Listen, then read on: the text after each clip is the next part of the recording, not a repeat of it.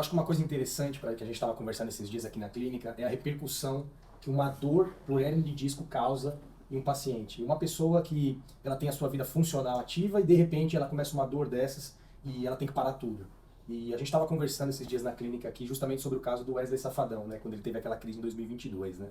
E, e a gente estava comparando casos que os colegas aqui da clínica, que o Dr. Rodolfo e o Dr. Paulo tiveram aqui, de pacientes que chegaram praticamente disfuncionais, deitados, eles tiveram que ser examinados, deitados inclusive, e depois do procedimento a resolução foi completa, o paciente foi embora para casa andando. Bastante interessante isso aí, né? E você vê que o quanto que a doença, ela é democrática, né? Porque vai pegar o pobre, o rico, pegou, parou, teve que cancelar show, ficar hospitalizado e ser submetido à cirurgia. Felizmente, não são todos os casos que vão para cirurgia, né? A gente sabe disso. Mas é uma doença muito comum, até 5% das pessoas pode ter hérnia de disco. Não quer dizer que necessariamente o cara vai evoluir para uma cirurgia. Mas quando a hérnia comprime o nervo, a gente já passou por situações assim dramáticas de ouvir os pacientes falarem coisas que a gente nunca imaginou. Tipo, corta minha perna porque eu não aguento de dor. Não aguento de dor. É uma dor realmente. A dor de nervo é algo realmente sofrido e o paciente tem uma quebra da continuidade da vida dele. Ele está trabalhando, ele está ativo e ele simplesmente ele não consegue fazer mais nada da vida por conta daquela dor insuportável. Você já teve algum caso mais dramático assim, Paulo? Na verdade, eu tive recente um caso bem dramático, até um colega médico, que ele chegou para mim no consultório já assim, ele era um pouco mais de idade e ele era um pouco relutante com o tratamento cirúrgico, né? Então ele já estava num momento em que ele já tinha se automedicado, já estava com mais de 5 medicamentos de classes diferentes, não estava mais conseguindo trabalhar, já tinha coisa de 2 semanas que ele não estava mais indo ao trabalho e mesmo assim ele não conseguia resolver aquela dor, né? Tava andando com apoio, chegou no consultório porque realmente não tinha mais uma outra solução para ele. Tudo que ele já podia ter tentado ali no dia a dia dele, na prática dele, não tinha dado certo, né? Então esse foi um caso bem interessante, justamente por ser um colega, e nós acabamos fazendo uma descompressão de canal nele, era uma hérnia grande, né, que ele tinha, e graças a Deus, questão aí de 1 semana, ele já estava de volta ao trabalho, né, Eu lembro desse caso. e hoje ele já tá sem medicamento nenhum para dor. E a dor, ela também ela leva à depressão também. O paciente ele tem a dor e com a dor desenvolver ansiedade e depressão. Isso estabiliza toda a estrutura de vida dele. E quando você resolve e consegue ajudar o paciente a retomar a sua vida e entrar no trilho, isso é muito legal, né? Eu acho que é o mais gratificante que a gente pode ter como médico, conseguir tirar o paciente daquela situação da doença e trazer ele para a saúde. Eu lembro de um caso que a gente foi até junto com o Paulo, de uma paciente que ela estava com muita dor na perna, muita dor na perna. E aí fizemos a cirurgia dela. Quando ela acordou na recuperação pós-anestésica, ela acordou desesperada, gritando. Ela já vinha de um tempo de dor longo e ela acordou na recuperação pós-anestésica, gritando: "Ah, meu Deus, fizeram a cirurgia errada, cortaram a minha perna." Como ela não estava com dor e estava meio grogue por conta da sedação, ela achou que tinham cortado a perna dela na cirurgia. Até ela entrar em si e entender que a dor não estava mais lá, demorou um tempo. Então misturou a sedação ali com aquela sensação que ela tinha antes da cirurgia de impotência e de sofrimento pela dor, e aí com a cirurgia ela achou que tinha feito a cirurgia errada. Então foi assim, por você ver o quanto que a dor ela afeta o emocional da pessoa e o psicológico, e o paciente às vezes começa a ficar até com pensamentos depressivos. Isso é uma coisa interessante, a gente conversa muito entre nós e também com os pacientes, esse conceito de dor e a relação que a dor tem, né, com os transtornos de humor.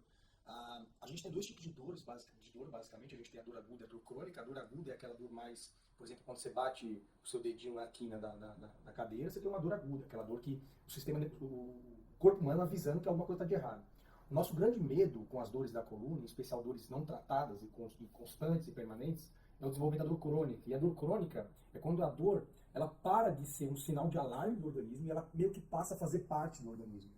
E isso está muito relacionado com os transtornos de humor. No nosso cérebro, as vias da dor, elas convergem em certo ponto com vias emocionais. Por isso que pacientes com transtornos de humor que têm maior risco de desenvolver dores crônicas, da mesma forma que pacientes com dores crônicas, eles têm maior risco de desenvolver transtornos de humor. Então, quando a gente fala do tratamento da hernia de disco, como o Dr. Rodolfo falou, a grande maioria deles, das hernias de disco, elas não são cirúrgicas, são fato.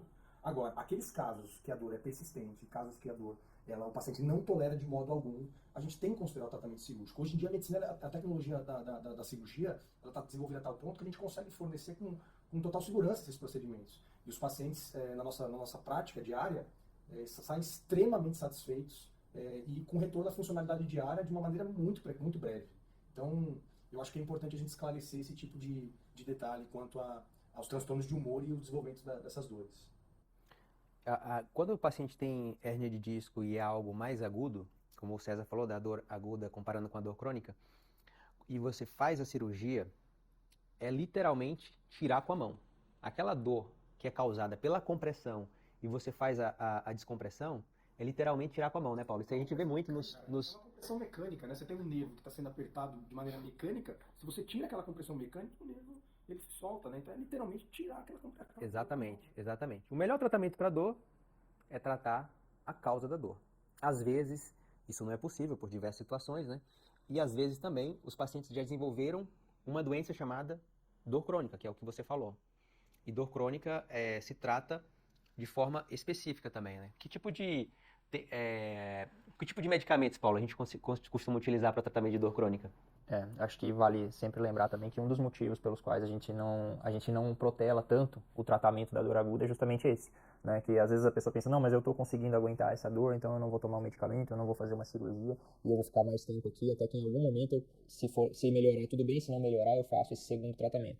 Mas conforme o tempo passa, a probabilidade dessa dor aguda se transformar numa dor crônica é muito maior, né? Que é isso que a gente acaba vendo. Né? Então, por isso, talvez que a gente tenha os prazos para se tratar as patologias agudas e não é tão extenso quanto se imagina. Né? E para esses casos de dor crônica, claro, a gente tem diversos tratamentos. A gente começa com o básico, né? Com reabilitação, atividade física e tudo mais. E dentre os medicamentos, aí a gente começa numa escala, né? Que vai dos analgésicos comuns, anti-inflamatórios, corticosteroides, até os antidepressivos, anticonvulsivantes, os opioides mais fracos, os opioides mais fortes. Né? Então, na linha de tratamento medicamentoso, a gente vai mais ou menos por aí.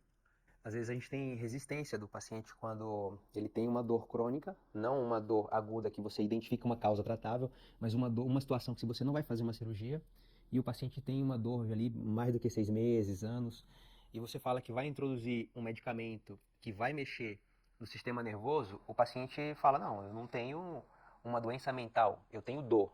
Mas é aquilo que você falou. A dor crônica, ela é uma modificação do sistema nervoso e ela acontece tanto dentro do cérebro quanto na periferia. E o paciente ele pode perceber muito bem isso, eles relatam que eles chegam, às vezes a área fica vermelha, pode ter inchaço na região, pode ter uma sensibilidade maior ao toque naquela região que eles têm dor, e isso já fala de uma modificação da estrutura e da anatomia dos neurônios daquela região e também dos neurônios do cérebro. A gente tem até aqui uma pergunta de um paciente no Instagram, eu postei um vídeo falando de dor crônica e falando da alteração que pode dar no cérebro. Algumas áreas do cérebro podem atrofiar quando o paciente tem dor crônica. E aí a paciente pergunta, pelo fato de eu ter dor crônica e o meu cérebro está atrofiando em determinadas partes, eu preciso ficar fazendo ressonância da cabeça para acompanhar isso aí? A resposta não. Isso foi feito em estudos para entender como a dor impacta no sistema nervoso e na anatomia do cérebro, mas não é para um acompanhamento do paciente. E nesses mesmos estudos, quando os pacientes foram tratados adequadamente, eles tiveram o aumento do volume cerebral naquelas áreas que tiveram redução, que tiveram atrofia. Então, o paciente melhorou o volume de determinadas áreas cerebrais depois do tratamento. E é importante também, uma coisa que eu queria enfatizar, que a atividade física, ela é primeira linha para o tratamento de dor crônica. Primeira linha. E isso precisa ser entendido porque a atividade física só o paciente pode realizar por ele mesmo, né? O médico não pode fazer isso, nem pode, nenhum medicamento vai substituir. Eu acho que a dor crônica, as dores em geral, mas a gente falando de dor crônica especificamente, é uma condição que deixa o paciente impotente, de tal forma que ele chega para você e ele deposita todas as fichas dele depositam em você. E a primeira coisa que a gente tem que conversar sobre isso é que é muito importante entender que é óbvio que a gente está aqui para ajudar, mas nesses tipos de dor, o paciente precisa entender que ele tem um grau importantíssimo de responsabilidade no tratamento desse tipo de dor, que é justamente esse. atividade física, que só depende dele. Atividade física, evidentemente, de acordo com o que ele consegue, né? Ninguém está falando que você vai chegar uma senhora com dor nas costas e vai mandar jogar futebol, né? Assim, tem que ser uma coisa... É uma adaptação. Exatamente. Além da psicoterapia também. É importantíssimo também esses pacientes entenderem que a dor crônica é uma dor que, é como você falou, mexe com a arquitetura cerebral. E a partir do momento que mexe com a arquitetura cerebral, a gente tem várias vias cerebrais que estão envolvidas, e a forma mais eficaz, de acordo com o estudo, isso ninguém está falando da cabeça, ninguém está falando da cabeça aqui, isso é coisa de estatística médica, né? Isso é questão de literatura médica. A melhor forma de você entrar e tentar mexer e, enfim, consertar essa arquitetura médica até certo ponto é através da atividade física, psicoterapia, e aí a gente também vai conversar das medicações e outras formas de tratamento. Mas é importante demais a gente deixar o paciente bastante ciente e educado quanto à dor dele, né? Isso é muito importante.